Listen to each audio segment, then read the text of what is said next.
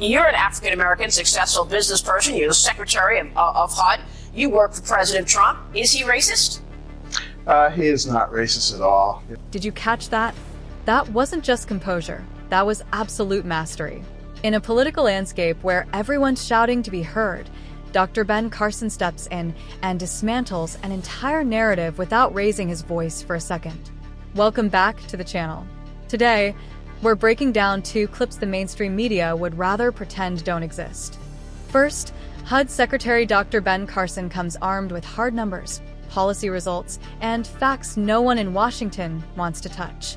Then, we take a look at a powerful moment from Dr. Ka Ahmed, a moment that flips the entire victim storyline in DC upside down. If you're tired of the outrage circus and want actual substance, hit that like button and subscribe. It helps push real analysis through all the noise. Now let's roll the rest of this clip and watch exactly how Dr. Carson handles the heat. New escalation in President Trump's showdown with the 4 progressive congresswomen known as the Squad as their Twitter battle continues to blow up social media. Minnesota Congresswoman Ilhan Omar tweeted this last night. You all should end this charade and accept that this racist president wants every black, brown person deported and Muslims banned. His immigration policies say this much. The president tweeted this morning, I don't believe the 4 congresswomen are capable of loving our country. They should apologize to America and Israel for their horrible, hateful things that they've said. They are destroying the Democrat Party, but are weak and insecure people who can never destroy our great nation. Ben Carson is the Secretary of Housing and Urban Development, and he joins me right now. And Mr. Secretary, it's good to have you on the program this morning. Thank you. Good to be with you. What a fight. Oh, my goodness. So, look, you're an African-American successful business person. You're the Secretary of HUD. You work for President Trump. Is he racist? He is not racist at all. You know, the first time I met him, it was before we got into politics. It was down at Mar-a-Lago.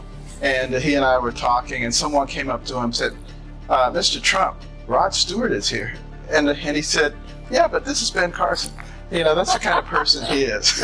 and you may remember when we were running for president at one of the debates, and I couldn't hear my name announced, so I was standing there. Everybody else gleefully walked past me, but Trump stood right next to me until they straightened it out. You know, that's the kind of person that he is. You know, he lived in New York. Jesse Jackson gave him an award for the incredible things that he had done in the African-American community. I have never seen anything that even resembles racism. And look at the policies that have been done. And look at the people who have been helped. You know, black unemployment at the lowest level ever. Same thing for Hispanics. You look at the fact that he has engaged so much in second chance for people. You know, things that other people talked about, but he has done. You know, opportunity zones where people who've made enormous amounts of money have the opportunity to take unrealized capital gains and to plow them into the areas of the country that have traditionally been neglected. You know, it's what's been done. It's not what's been said or how it's been interpreted and hashed over and over in the media. But Secretary, look at this tweet that Ilhan Omar has put out. I mean, this is an elected congresswoman. An elected position that says that, you know, the president wants every black and brown person deported, every Muslim banned. How is this possible that an elected official can get away with saying this as if this is fact? Well, you know, there is a radical element. I don't want to talk about a specific congressperson because of the Hatch Act, but, you know, there is a radical element that has been introduced into our legislative body that seems to be intent on pushing their ideology. And they have an accomplice in the media in doing so. And this is very detrimental to our country. You know, I think, you know, we should be having a conversation with the media, and they should be having a conversation themselves, asking themselves, why is it that the press is the only business that has been protected by our Constitution? And the reason is because they were supposed to disseminate objectively to the people of America real information upon which they could make decisions. They were not supposed to try to manipulate people.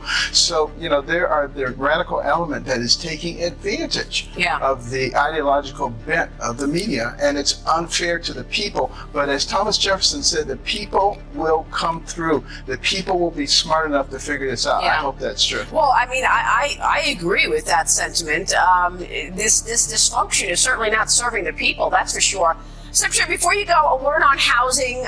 We just saw housing numbers which showed that home ownership in the Black community is now at an all-time low, while Hispanics are actually driving the housing market, increasing numbers in terms of home ownership. Can you characterize what you're seeing? We're about to speak with Brian Moynihan, the chairman and CEO of Bank of America, our largest mortgage originator. I'd like to get your take in terms of housing right now before we speak with Ms. Moynihan coming up in the program. Yeah, well, interestingly enough, Black home ownership has declined significantly, particularly because of the housing crisis. People took advantage of a lot of people who did not have a lot of wherewithal in terms of financial knowledge about housing. And, by manipulating debt to income ratios and the various types of manipulations for credit that were done, they put people into houses that they couldn't afford, which is not doing anybody any favor. You lose your house, you lose your credit, you lose your future opportunities. We're still recovering from that. And it is very important that we do what we can to get people back into housing, because the average net worth of a renter is $5,000. Average net worth of a homeowner is $200,000. Yeah. 40-fold difference. That accounts for a lot of the income gap that we are seeing, and we're working very hard to correct that. All right, we will talk more about that. I just found it interesting that Hispanics are doing so well, and you're seeing such a difference in terms of the Black community. Secretary, it's always a pleasure to see you. Thanks very much for joining us this morning. My next guest is an American Muslim doctor. She says Congresswoman Omar is an embarrassment and a disgrace to the Muslim community. Joining me now is Dr. Kanta Ahmed, a member of the Council on Foreign Relations and a counselor at the USC Shoah Foundation. Doctor, you also say that Omar is not the victim she portrays herself to be. Great to have you on. Why is that? It's just diabolical that she commits yet another violence against the families of survivors of 9/11 and the families of victims of 9/11. Foremost, I'm a physician who takes care of people that have survived or had diseases complicated by the World Trade Center attacks. That was devastating remarks that I actually heard while I was in Africa, in Rwanda, commemorating a genocide there. She is depicting in this diminishment what I would describe as a profound denial of 9/11.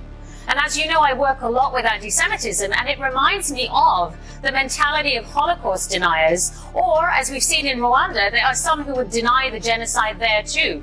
So this denial raises in me a couple of questions. Does she really think 9/11 was not an Islamist, jihadist attack which came from within the Muslim fold? The Quran tells us, Islam tells us, we must be strict in observing justice, even if it means bearing witness against ourselves, against our kith and our kin. And it also tells us we have to do that with impartiality.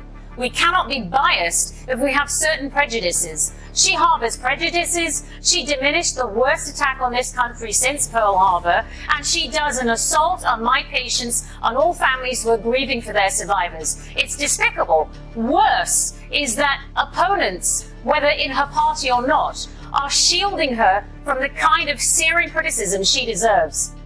Well, Dr. Ahmed, we're going to have an entire hour on just this conversation of Islam in the world today, especially its role in America. And this conversation should focus on the facts. You just laid out a whole bunch of them.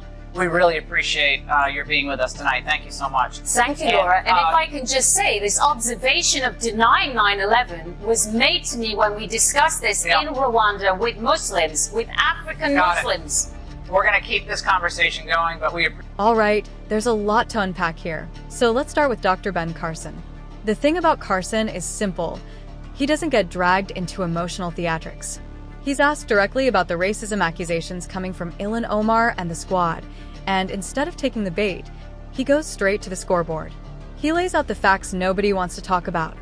Record low Black and Hispanic unemployment, opportunity zones bringing investment into communities Washington ignored for decades, and policies focused on independence instead of dependency.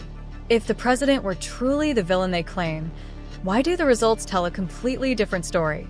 Carson even calls out that radical faction of Congress for ignoring all of it simply because it doesn't fit their narrative. His point about financial literacy is crucial. moving families from renting to owning, from surviving to building generational wealth. That's real change. Then comes Dr. Ka Ahmed. And if Carson was the shield, she was the blade. Her clip hits hard. A respected Muslim physician and member of the Council on Foreign Relations stands up and says plainly, Ilhan Omar is not a victim. She compares Omar's rhetoric to denialism, whether it's 9/11 or the Holocaust, and she backs it up with scripture, reminding everyone that Islam demands justice even when it's inconvenient. That alone destroys the media's favorite defense that any criticism of the squad is automatically bigotry. So, what's the bottom line? Carson brings calm, data-driven clarity. Ahmed brings moral backbone and accountability. Together, they cut through the noise and expose exactly why that radical element in Congress relies so heavily on name-calling. They can't win on the facts. Which moment hit harder for you? Carson's calm dismantling or Ahmed's direct takedown? Drop your thoughts below, and don't forget to like and subscribe for more real analysis.